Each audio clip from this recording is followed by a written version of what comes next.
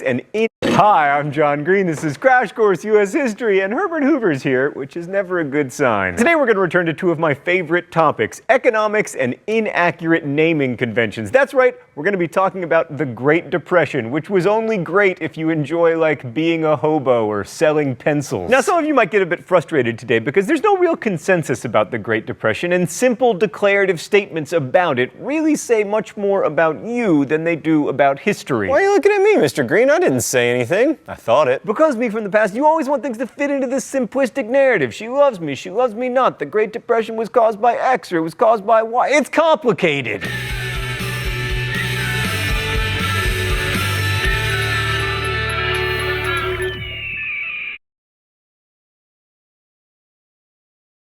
Hey, alright, shalom. I want to start off by giving all glory and praise and fear to the Heavenly Father, Yahawah, Bahasham, Yahawashi, Bahasham, Qadash. I also want to give double honors to my apostles and my elders, great millstone, so we're back again today with another video, and this one's going to be about the Great Depression, alright, and Esau's New Deal, because there's something, so I found this guy, his page is pretty interesting, check it out, it's called, Crash Course, and he goes into, like, U.S. history, all types of different history, but, even like ancient civilizations, like he went to the Indus Valley, Egypt, Persian, Medes, Greek, Romans. So he has a lot of history on his page. Check it out. But this one is called "The Great Depression: Crash Course U.S. History," episode 33. So the reason why this video is gonna be about the Great Depression is because we're basically living in the Great Depression 2.0.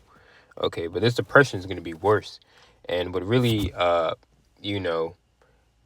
brought comfort to the people at the end of the Great Depression was what is known as the New Deal, which the New Deal will be implemented today by way of the RFID micro chip. Okay, so you'll see the similarities, and I'll bring some scriptures out, and Lord willing, it will be edifying.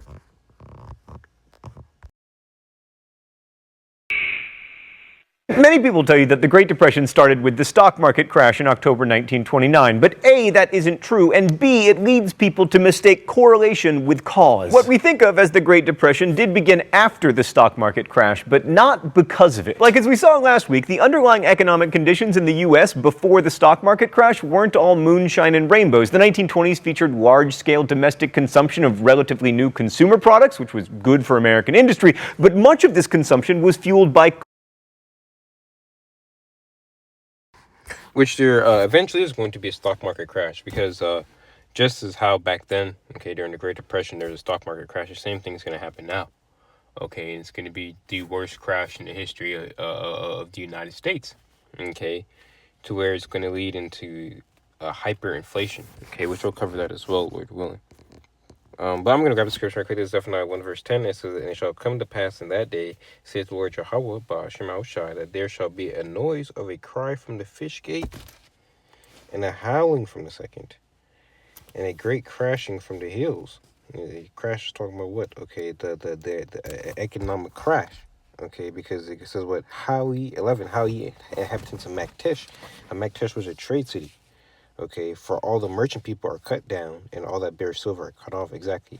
So why is there? If the currency is worth nothing, why would a trader be crying? Okay, if the currency was worth something, I should say, why would a trader be crying? Well, clearly there has to be some type of discrepancy on how to buy and sell, and the same thing is going to happen. Okay, now. Okay, in these times where the discrepancy on the buy and sell is going to be whether the United States dollar is worth anything or not. Is it the world reserve currency? It doesn't even have any more value to be traded. Because remember also at the end of World War II, what happened?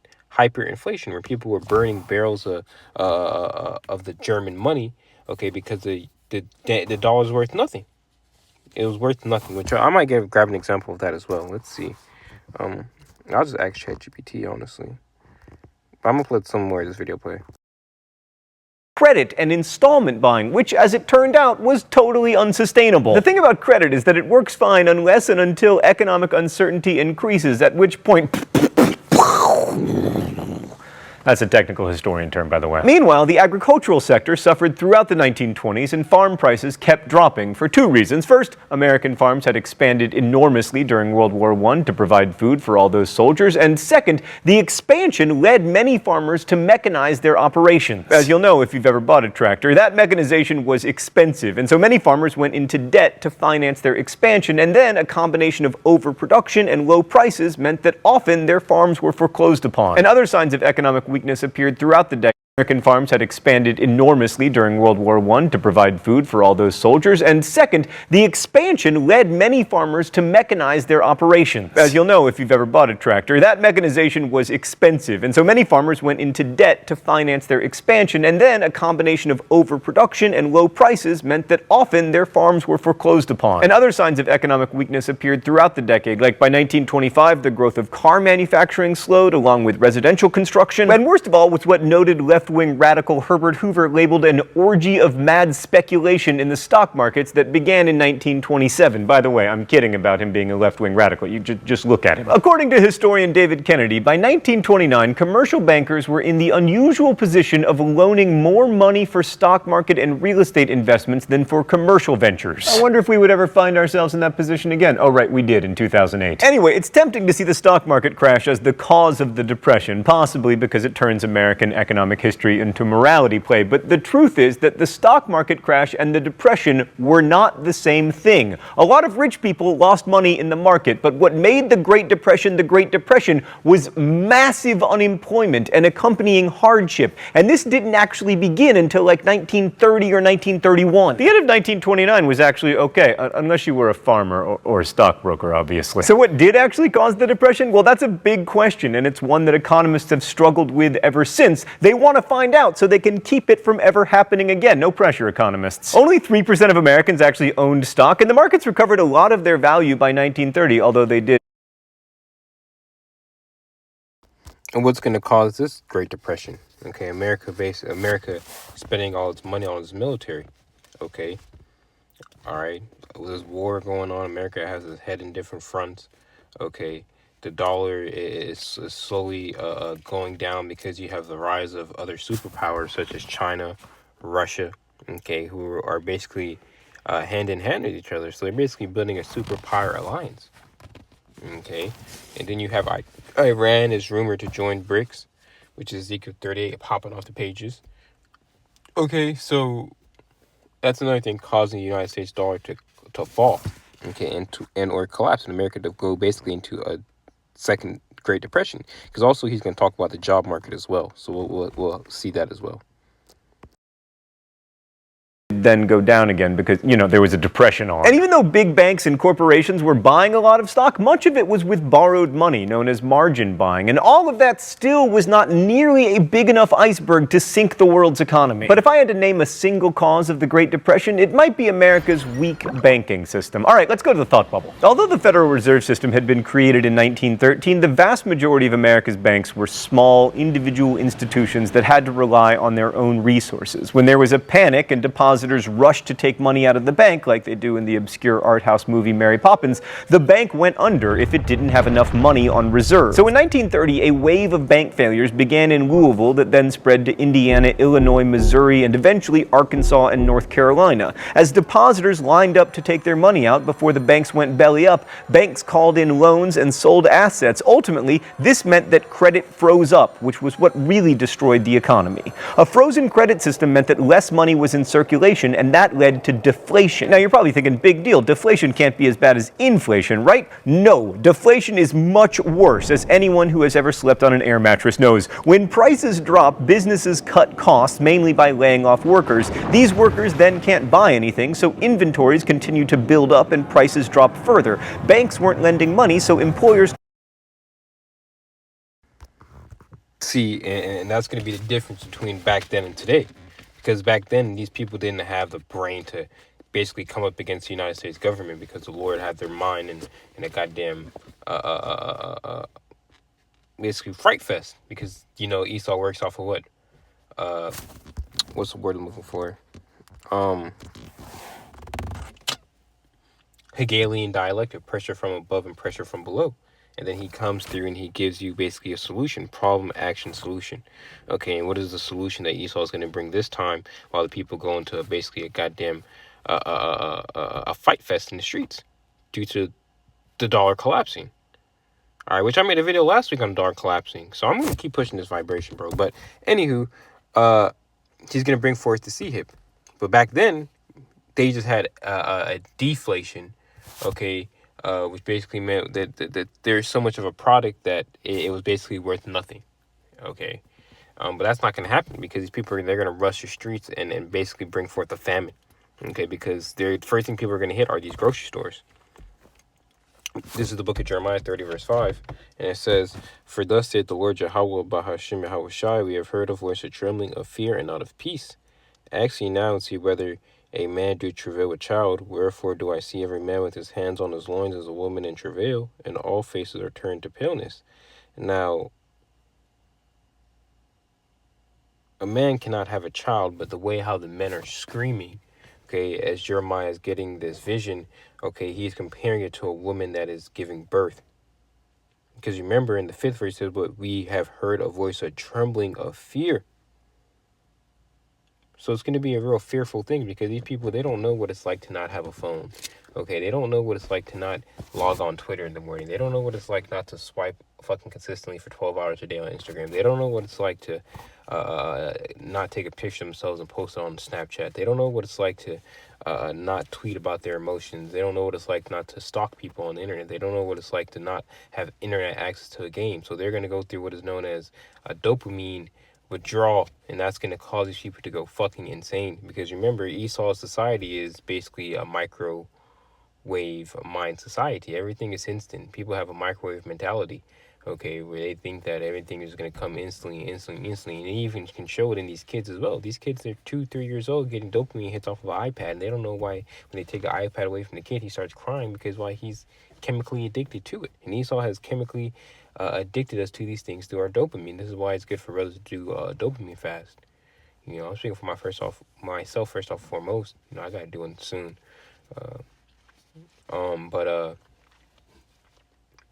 Yeah, it's that's why there's gonna be a voice of Trump, because people are going to fucking lose it. The scripture going to Matthew 24 and Matthew 24 and was it 12? Because iniquity shall abound. You see, and bro, a war brought this out at camp. It's pretty edifying. Matthew 24 and 12, it says, "And because iniquity shall abound, the love of many shall wax cold." Another word, wax cold, there goes into psyche. Okay, basically people's minds are waxing worse. Okay, they're waxing worse and worse. Okay, to where you're gonna actually see violence within the streets. You know, you're actually going to see people going to war. Fractions of people going to war other fractions, even especially in these outer cities, man. So this Great Depression, okay, 2.0 that we're living in, it's going to hit these people hard, man. Okay, so just look at Jeremiah 30, verse 6. "Ask ye now and see whether do a man travail with child. Wherefore do I see every man with his hands on his loins as a woman travail, and all faces are turned into paleness. At last, for that day is great, so that none is like it. It is even the time of Jacob's trouble. But he shall be saved out of it." And who's the he? The elect. You see, Yahawah, Bahasham, Rawchaa, he's going to save his elect out of it. Okay, but for the rest of you people out there, okay, who subscribe to the American dream, okay, you've drunken of the Babylonian philosophies, okay, the whore's wine, okay, and you're down with whatever Esau pushes out, you're going to get caught up in this mess, man, okay? And it's not going to be a very beautiful thing. Jacob's trouble is going to be worse than slavery. You so-called blacks, Hispanic, and Native Americans, you have no clue how bad this thing is going to fully get. And even, you know, Lord willing, we be the prophets, us as the prophets, okay, we, okay, don't really understand how fully bad it's going to get, but we do know what the Lord is going to lift to that standard according to the book of Isaiah 59, verse 19. So continue on going. Mute myself. And borrow it to make payroll to pay their workers, and more businesses went bankrupt, leaving more and more workers unable to purchase the goods and services that would keep the businesses open. So if we have to lay the blame for the Great Depression on someone, we can blame the banks, which isn't completely wrong, and it gives us a chance to shake our fists at Andrew Jackson, whose distrust of central banking got us into this mess in the first place. That's probably too simple, but the Federal Reserve does deserve a good chunk of the blame for not rescuing the banks and not infusing money into the economy to combat this deflationary cycle. Thanks, Thought Bubble. So economics fans out there might be saying, why didn't the Hoover administration engage in some good old-fashioned Keynesian pump priming? The thinking there is that if governments do large-scale economic stimulus and a bunch of infrastructure projects, it can kind of create a bottom that stops the deflationary cycle. And that does often work, but unfortunately, the Hoover administration did not have a TARDIS. John Maynard Keynes' great work, The General Theory of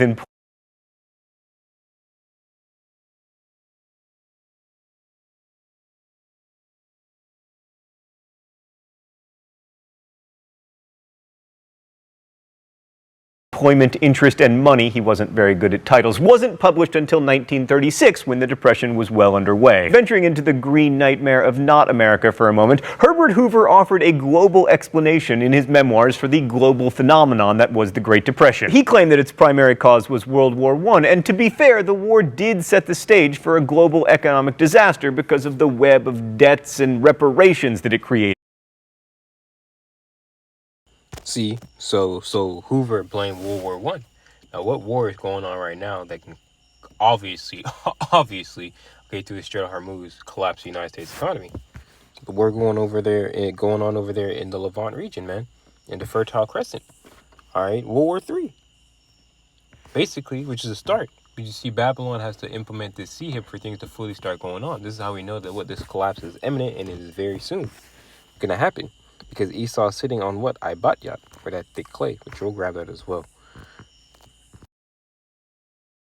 Like under the Versailles Treaty, Germany had to pay $33 billion in reparations, mostly to France and Britain, which it couldn't pay without borrowing money from American banks. In addition, the U.S. itself was owed $10 billion by Britain and France, some of which those countries paid back with German reparations. But then, once American credit dried up, as it did in the wake of the stock market crash and the American bank failures, the economies of Germany, France, and Britain also fell off a cliff. And then, with the largest non-U.S. industrial economies in total turmoil, fewer people abroad could buy American products or French wine or Brazilian coffee, and world trade came to a halt. And then, when what the world really needed was more trade, America responded by raising tariffs to their highest levels ever with the Hawley-Smoot tariff, a law that was as bad as it sounds. The idea of the high tariff was to protect American industry, but since Europe responded with their own high tariffs, that just meant that there were fewer buyers for American goods, less trade, fewer sales, and ultimately fewer jobs. So what did Hoover do?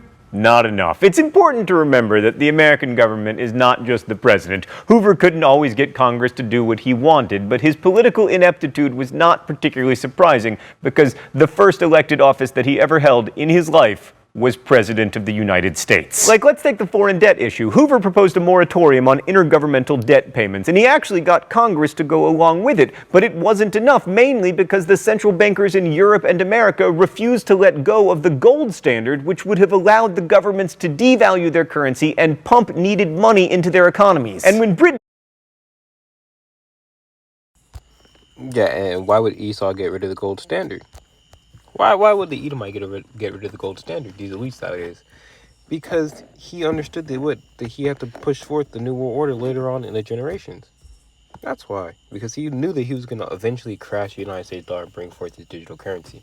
It's the book of Habakkuk 2, verse 6. Shall not all these take up a parable against thee, and taunting proverb against him, who? Esau, and say, woe to him that increaseth that which is not his. How long? How long? No, and the Lord, he's showing us how long. Now is the time. Now is the time. And to him that had ladeth himself with thick clay. Okay. So that word thick clay there goes into the word ibatyat. Okay. Or debt or heavy pledges. Okay. And he's in debt. Esau's in debt. Okay, but he tries to put off on his citizens, saying we owe him $140,000 each. Yeah, right, bro. Okay. Yeah, fucking right. So continue on going with the video. rather heroically I might add, did abandon the gold standard in 1931 and stopped payments in gold, the US did not follow suit, which meant that world financial markets froze up even further. Like, this is a little bit complicated, but if you and I have always used Cheetos as currency to exchange goods and services, and one day I announce that we can't really do that anymore because it doesn't give us the flexibility that we need to pull ourselves out of this deflationary spiral, if I don't also agree to abandon Cheetos, then it's going to be a total disaster, which it was. And then, even worse, the Fed raised its discount rate, making credit even harder to come by. By the end of 1931, 2,294 American banks had failed, double the number that had gone under in 1930. Now, it's easy to criticize poor Herbert Hoover for not doing enough to stop the Great Depression, and he probably didn't do enough, but part of that is down to our knowledge of what happened afterward, the New Deal. That Franklin Delano Roosevelt at least tried to do something about the Depression makes us forget that when Hoover was president, orthodox political and economic theory counseled in favor of doing nothing. And at least Hoover didn't follow the advice of his Treasury Secretary, who, according to Hoover anyway, argued that the solution was to, quote, liquidate labor, liquidate stocks, liquidate the farmers, liquidate real estate, which sounds like the worst milkshake ever. Instead, Hoover believed that the best course of action was to use the powers of government to cushion the situation, and in a White House meeting, he persuaded a large number of industrialists to agree to maintain wage rates. He also got the Federal Farm Board to support agricultural production and got congressional approval for $140 million in new public works. Overall, he nearly doubled the federal public works expenditures between 1929 and 1931. It just wasn't nearly enough. Because what Hoover didn't allow was for the federal government to take over the situation completely. He relied primarily on private businesses and state and local governments to stimulate the economy, and that was insufficient. It's not surprising when you consider that in 1929, federal expenditures accounted for 3% of our gross domestic product. Today, it's more like 20%. So it was just really hard to imagine the federal government doing anything on such a large scale to address a national problem because it had never really done that much before. Hoover also hiked taxes as part of a plan to stabilize the banks by balancing the federal budget, providing confidence for foreign creditors, and stopping them from buying American gold. This would support bonds and also keep the federal government out of competition with private borrowers. The Revenue Act of 1932 passed Congress, but it didn't do much to stop the Depression. In fact, arguably, it made it worse. So ultimately, this dire situation forced Hoover into a truly radical move. In January 1932, he and Congress created the Reconstruction Finance Corporation, which was basically a federal bailout program that borrowed money to provide emergency loans to banks, building and loan societies, railroads, and agricultural corporations. And Esau did a bailout program once again in 2008. So what do you think he's going to do if this collapse happens this year or the next year? He's going to bail them out, but how is he going to bail them out? By introducing this new system. All right, you see, because what he brought, also the guy in the video, the crash course guy, he brought what? The New Deal. Now this New Deal, okay, this New Deal is going to be the RFID CHIP, okay, because the New Deal brought forth what is known as a Social Security card, okay. It's this Social Security card, the modern day Social Security card is going to be on that CHIP. So this is the book of Revelations 13, verse 16, and he calls it all, both small and great, rich and poor, free and bond, to receive a mark in their forehead, mark in their right hand or in their forehead. Now, he's going to cause everyone, okay, whether you be of a rich class, of a poor class, you know, even if you live in the fucking boonies, man, he's going to come after you because Esau knows that he has what but a short time.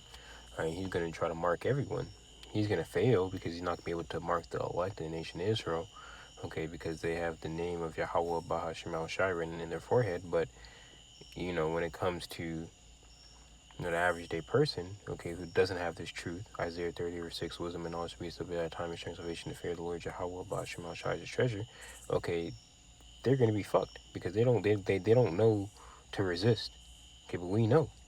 Revelation 13 verse 16, he calls it all, both small and great, rich and poor, free and bond, to receive a mark in their right hand or in their forehead, which is mark here, is G5480 Karagma, okay, which is itching or scratching, i.e. a stamp, as a badge of servitude, okay, because you basically taking this man's mark, or his modern day Social Security, okay, his modern day system, okay, you're basically going to be in league with the image of the beast, which the image of the beast is, you know, NATO in the EU, spearheaded by Babylon the Great, but it's really, you know what I'm saying, you're going to conform to his image, to his system, okay. not the law, statutes, commandments of Yahawah, Bahasham, so you're conforming to the ways of the biblical Edomite. You see? So, Revelations 13, verse 16, then he calls it all, both small and great, rich and poor, free and bond, receive a mark in their right hand or in their forehead, and that no man might buy or sell, say he that had the mark, or the name of the beast, or the number of his name. So you're not going to be able to buy or sell. And this is why it's such a heavy prophecy. This is why, okay, our head apostles and elders, they always get on us, okay, for going into the chip. And get on the rest of you Israelite groups for not going into the chip. You see? Because when Esau drops this thing, man, there's only a couple months left that Babylon's going to be on the earth. Weeks, probably, man, because the Lord said he's going to hasten it. Okay? The Lord said he's going to speed up the days for what? The elect's sake. You see? So, you know, this video was just a little informative, but I was keep on going, and I'll finish at 13:18 most likely at the end of this video. The problem was that by 1932, bailing out the banks wasn't enough, and the Great Depression started to take shape. By early 1932, well over 10 million people were out of work, 20% of the labor force, and in big cities the numbers were even worse, especially for people of color. Sorry, I gotta grab another preset. So this is a book of Ecclesiastes 12, and 4. And the door shall be shut in the streets when the grinding of the sound, when the sound of the grinding is low, talking about work, he shall rise up at the voice of the bird, and all the doors shall be brought low. We're just talking about music, it's getting bad, okay, and doors, in the story, it's basically talking about what, before the evil day, okay, which that evil day, talking about martial law, and also, you know, economic collapse, you know, and so on and so forth, the time of Jacob's trouble. We're in the time of Jacob's trouble, it's only going to heighten, though. Okay, because this guy said that, what, there's 10 million jobs lost. Well, you mean jobs have been lost? You can't even find a job now, man. Okay, good luck. You have to know someone to get a job now. Okay, why? Because he's purposely collapsing the system. He's also going to get people hooked on that UBI, or the Universal Basic Income. Okay, and that's going to be another way how he's going to lure people into that chip. Okay, which is the MOT to the B, written about in Revelation 13, verse 16, which I just read about. Like in Chicago, 4% of the population was African American, but they made up more than 16% of the unemployed. Although Hoover famously claimed that no one starved, which was a little bit let them eat cakey, people did search trash cans for food, and many Americans were forced to ask for relief. Hoover's response was to try to encourage private charity through the unfortunately acronymed President's Organization on Unemployment Relief, or POOR. New York City's government relief programs rose from $9 million in 1930 to $58 million in 1932, and private charitable giving did increase from $4.5 million to $21 million. And that sounds great until you realize that the total of $79 million that New York City spent on relief in 1932 was less than 1 month's lost wages for the 800,000 people who were unemployed. Oh, it's time for the mystery document? I hope it's a break from the unrelenting misery. Probably not. The rules here are simple. I guess the author of the mystery document and then usually fail and get shocked with the shock pen, which is a real shock pen no matter what you people say. All right, what do we got here? We sit looking at the floor. No one dares think of the coming winter. There are only a few more days of summer. Everyone is anxious to get work, to lay up something for that long siege of bitter cold. But there is no work. Sitting in the room, we all know it. This is why we don't talk much. We look at the floor, dreading to see that knowledge in each other's eyes. There is a kind of humiliation in it. We look away from bread lines. They were shanty bowl in the usually vain hope of a better. In the case of the hardships experienced during the Great Depression, it really is. The pictures of Dorothea Lange and Walker Evans and Steinbeck's description in The Grapes of Wrath of Okies leaving the Dust Bowl in the usually vain hope of a better life in California, they tell the story better than I can. Thousands of Americans took to the road in search of work, and thousands more stood in bread lines. There were shanty towns for the homeless called a fucking bread line. So once again, that also shows you that when this thing happens, it's also going to bring forth what we know as a famine. This is the book of Revelation 6, verse 6. And I heard a voice in the midst of the four beasts say, a measure of wheat for a penny, and a penny is representing what? A day's wage. And wheat, okay, a day's wage is supposed to buy you a fucking some wheat, some bread, basically. Okay, so you're gonna work a whole day for 12 pieces of bread. Okay, a loaf of bread. Okay, what does that sound like? A famine, because the price of the wheat is not supposed to be a day's wage. Okay, and 3 measures of barley for a penny, another unjust, balance, I guess you can say, or trade. And see thou hurt not the oil and the wine, and the oil and the wine is representing what? The elect. See, so he also what they have different, basically, homeless encampments. And there were protests like the bonus march on Washington by veterans seeking an early payment of a bonus due to them in 1945. A lot of the debate around the Great Depression revolves around the causes, while still more concerns the degree to which the federal government's eventual response, the New Deal, actually helped to end the Depression. Those questions are controversial because they're still relevant. We're still talking about how to regulate banking. We're still talking about what the government's role in economic policy should be and whether a strong federal government is ultimately good for an economy or bad for it. And how you feel about the government's role in the Great Depression is going to depend on how you feel about government in general. That said, we shouldn't let our ideological feelings about markets and governments and economics obscure the suffering that millions of Americans experienced during the Great Depression. For generations of Americans, it was one of the defining experiences of their lives. Thanks for watching. I'll see you next week. Crash course.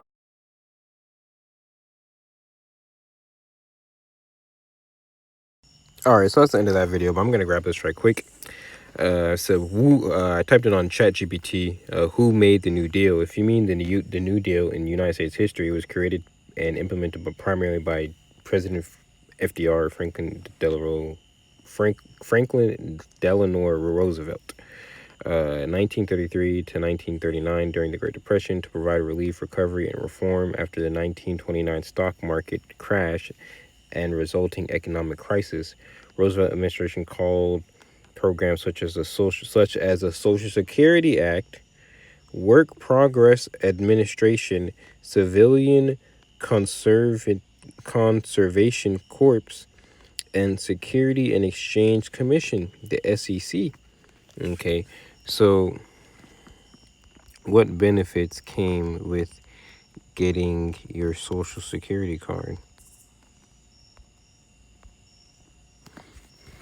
If you mean when the Social Security card was first created under FDR's New Deal, simply getting a Social Security card didn't itself give you a bunch of benefits. The card mainly gave you a SSN used to track your covered earnings. And that's exactly what these things are going to do. What earning mean? What? Buy or sell. So that means you're going to have to take the fucking RFID chip to keep a job. You understand? The origin of the Social Security program began in 1935, primarily provided retirement benefits. Jake loved his retirement. Benefits for certain survivors, payments to eligible family members after recovered workers died, disability benefits, Jake going for that, and Medicare. It said then wait, it didn't come up until 30 years later, but guess what? The Medicare. So let's see, what does Medicare do? What does Medicare do? Medicare is a federal health insurance program mainly for people 65 and older. So Jake about to take this come on, cuz. Hey, look, man, Akim, you see it. So I want to end off like that. I want to give all glories, honor, praise, and fear to the Heavenly Father, Yahawah, Bahasham, Yahawashi, Bahasham, Qadash, the Lord of